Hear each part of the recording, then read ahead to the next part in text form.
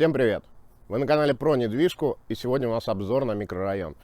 До этого мы делали обзор на микрорайон Рождественский, это Сухово-Дерябинский микрорайон, и в принципе мы переместились недалеко, мы практически в этом же квадрате. Это микрорайон Суховка, также его называют микрорайон ДСК. Здесь более старая застройка, то есть если тогда мы говорили про новый микрорайон, сейчас мы просто говорим про район, в котором также живут люди, также многие для себя смотрят квартиры. Сегодня я постараюсь вам о нем рассказать и также вставлю несколько кадров этого микрорайона. Смотрите, сегодня мы стоим так, что у меня за спиной как раз вы видите эту старую застройку. Вот панельные дома — это застройка начала 80-х, середины 80-х годов. И у многих есть такое ошибочное мнение. Когда на подбор мы берем квартиру и говорим то, что по бюджету будет микрорайон ДСК, например, или там Рождественский, если кому-то надо посвежее, да, то есть здесь более бюджетные варианты квартир. Я об этом говорю сразу, потому что это окраина города, то есть это практически выезд из Иваново. Здесь проходит как раз Кохомское шоссе, и внутри, то есть вот здесь уже мы стоим, здесь не слышно дороги, практически ее не слышно. И здесь идет вот эта вся застройка. То есть панельные дома, вы уже поняли, это 80-е дома. И когда говорите, что вам не нужен панельный дом, и поэтому вы не смотрите микрорайон ДСК, пожалуйста, два дома. Монолит. Кто-то говорит, что нет кирпичных домов. Пойдемте. Буквально вот просто повернуться, вот вам кирпичный дом. Довольно свежая застройка. 2011 года этот дом был уже сдан. Вот кирпич, за ним стоит панель. И также говорят, микрорайон ДСК, там же застройщик только ДСК. Здесь застройщик не только ДСК. Здесь старый фонд застраивал ДСК. То, что посвежее, там вот стоит дом. Также сейчас постараюсь вам его показать.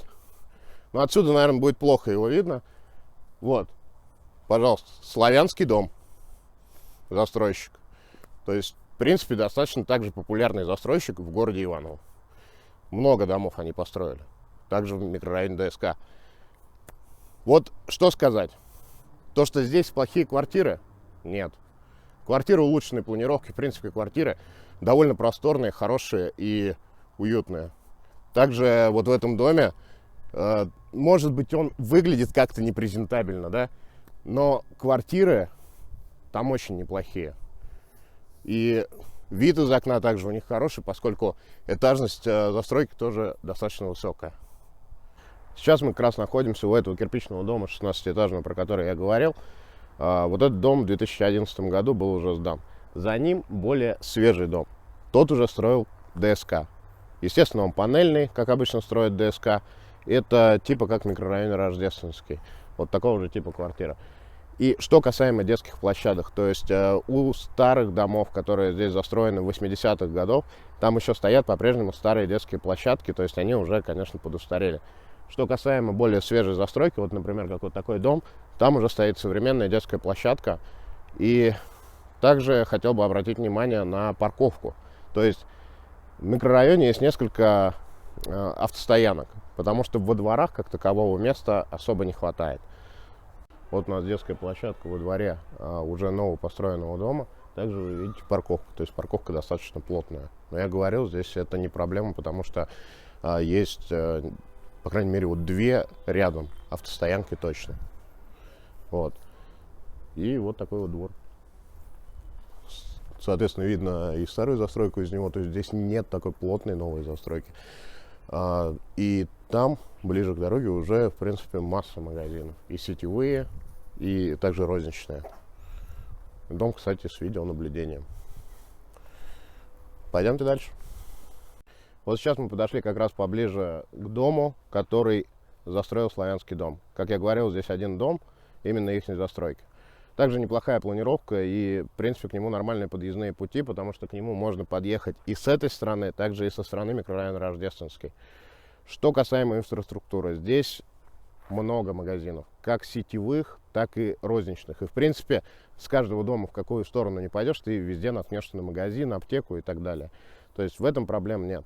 Что касаемо транспорта, если мы идем с этой стороны, мы выходим на микрорайон Рождественский, как вы поняли, и Там как раз транспорт, как я говорил в предыдущем видео. Плюс к этому сейчас еще добавили троллейбусную линию, и вся эта конечная находится там.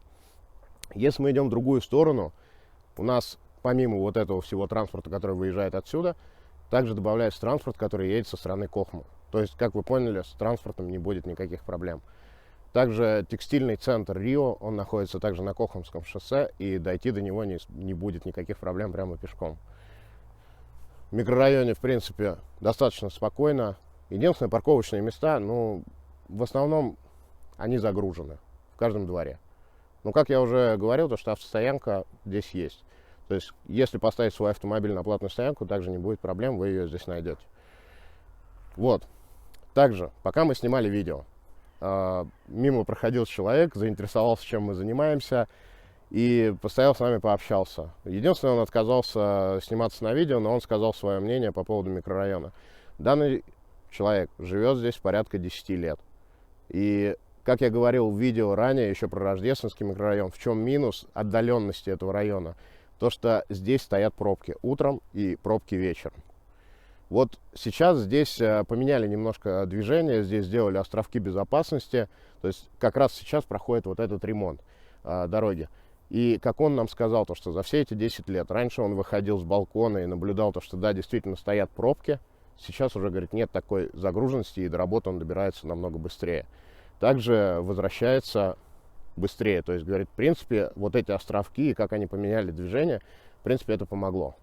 То есть я не могу сказать, так как я не живу в этом микрорайоне, я не могу сказать лично от себя мнение, но вот мнение человека было такое.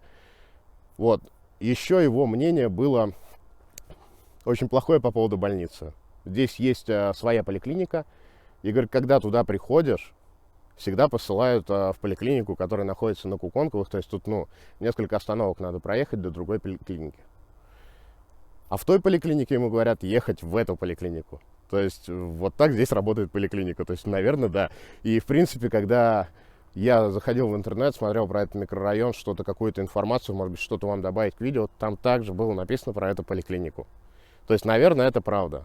Тем более, что мне удалось встретить жителей и услышать его мнение. Ребят, я надеюсь, данное видео вам понравилось, потому что мы, в принципе, потратили достаточно много времени, чтобы его снять. Найти хорошую погоду — это было вообще проблема. Не забудьте поставить лайк этому видео, также подписаться на мой канал. И если вам интересны обзоры также в Иваново на какие-нибудь микрорайоны, пишите в комментариях. Я с удовольствием это сделаю, постараюсь в ближайшее время. Не забудьте подписаться. Всем пока!